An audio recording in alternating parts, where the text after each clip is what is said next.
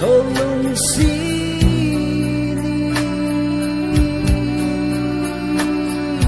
hiam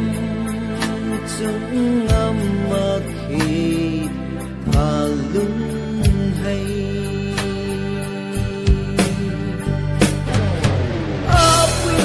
thiêm giao thế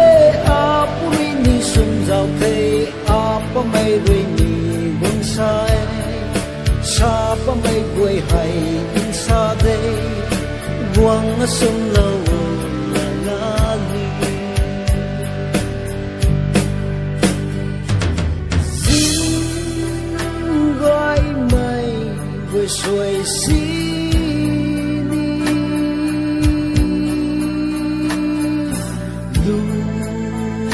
gái mây quê kinh vòng xí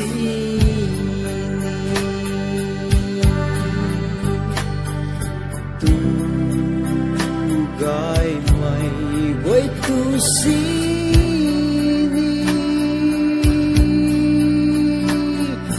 cả lắng bầm đề lung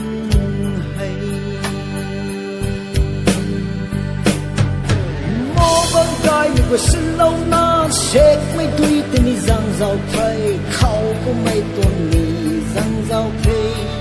su có mấy quay hay in xa đây quăng nó xuống lâu thôi là na đi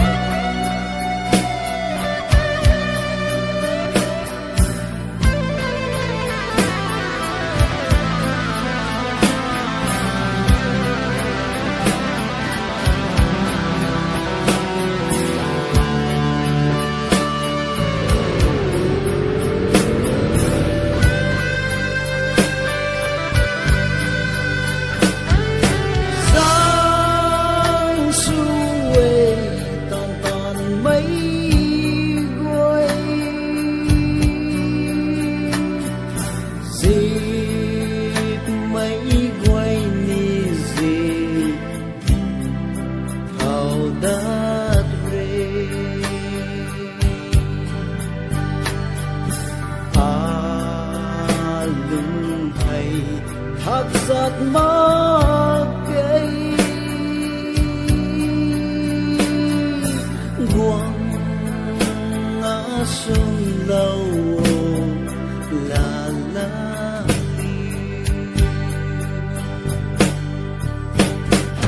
mây tinh tinh người nung mà khe ninh tinh mây ni nung mà khe ngã sát na rồi quỳ tập phu